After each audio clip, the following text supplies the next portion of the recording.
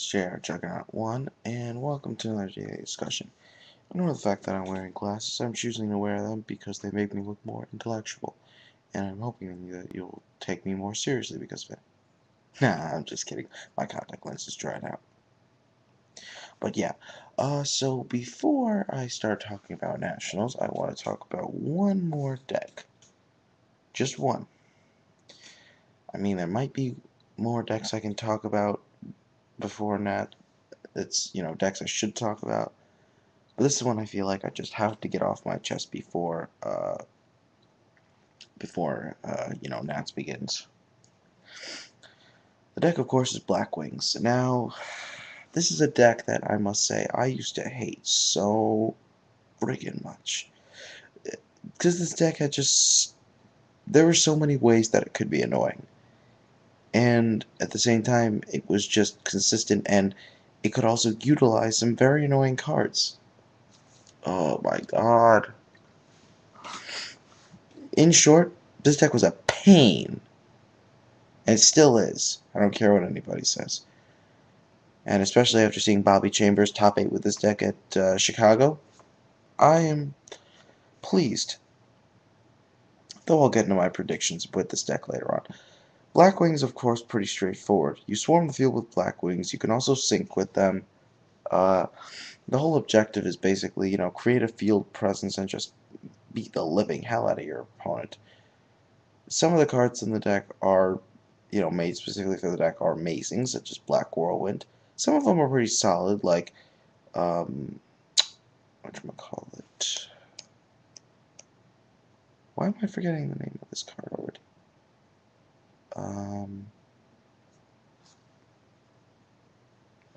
Yeah, that trap card that destroys face down spell traps, whatever. I'll remember the name later.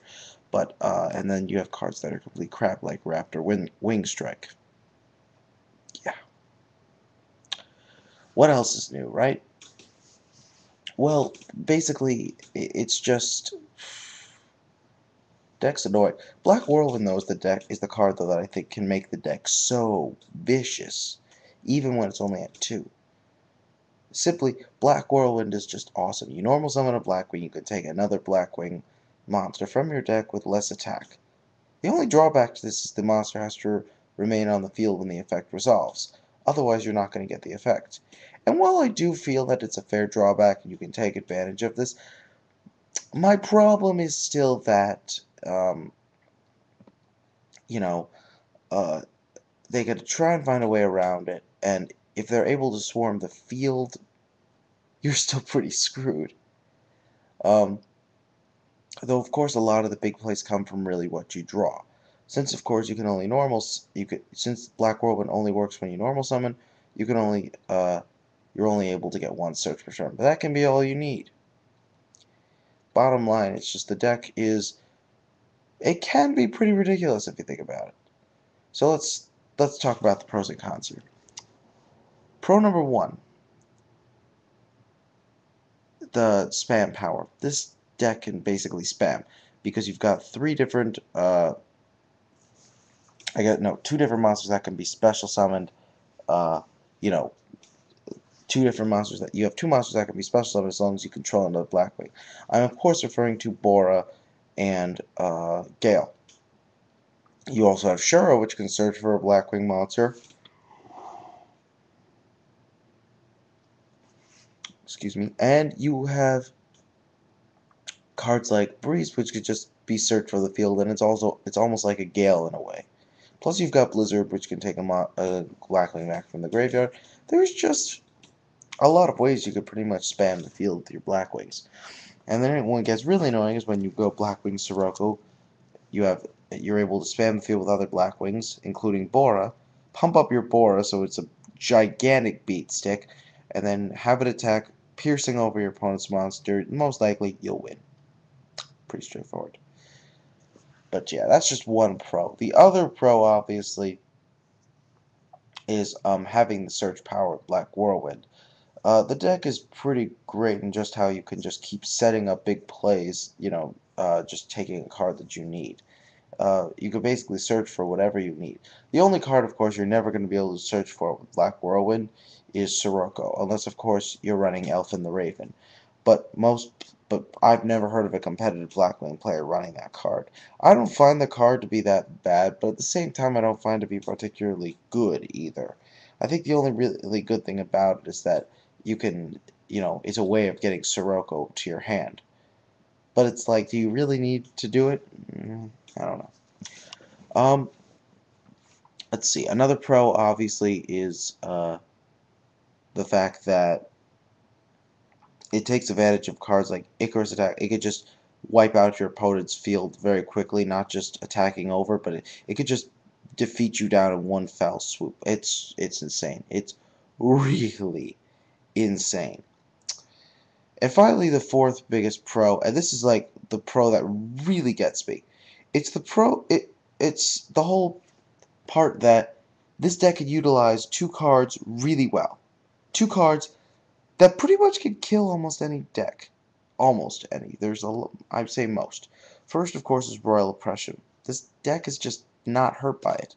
Mainly because the fact that all the Royal Oppression stops you from doing is using Blizzard's effect and getting out synchros. But you'll still have beat sticks and you can still create field presence in a way.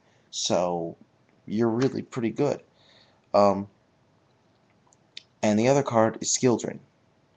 Skill Drain isn't a card that you'll usually main in Blackwing deck, or at least I wouldn't, but it's a card that you at least side. For the simple reason that it kills everything. It stops Lightsworn, it stops GBs, it stops Frog Monarch, it stops I guess it stops Herald. It could hurt to an extent pretty much every other deck you're gonna play without hurting you. Now granted, there are of course effects that are negated that you don't want to be negated. I can understand that, but still the fact that you can play Skill Drain and still be okay is amazing. Now for the cons quickly. Con number one is it's just the lack of consistency of the deck. Even unfortunately, the only way to really get set off the plays you want to make is if you draw Black Whirlwind. Otherwise, you're forced to work with certain hands. It could just be a problem. I think that's why x-sabers just take it down. Number two is also the speed. While this deck can spam the field pretty well, it can't spam quite as well as decks like x-sabers and infernities, which is one of its main problems. It does have pros that make it edge out infernities and x-sabers in other areas, but in terms of speed, they don't got it. At least not anymore. And finally, an important con to note. I guess this is more based my opinion than how others would feel, but I guess my big con is just how do I put this? I always find that the big problem is just that it's just one of those decks where it can be a bit too easy to side into. But it's just I don't know. That's just my opinion. I mean, Consecrated Light pretty much kills this deck. You can also kill it with Trap Hole, and you can also really hurt it with Legendary Jujutsu Master. Yep, I said it. Juju. Yep. It's just Blackwings are currently a deck that are just being outclassed. What can you do though? Maybe if they hopefully the Blackwing cards in the Shooting Star in the Starstrike Blast pack.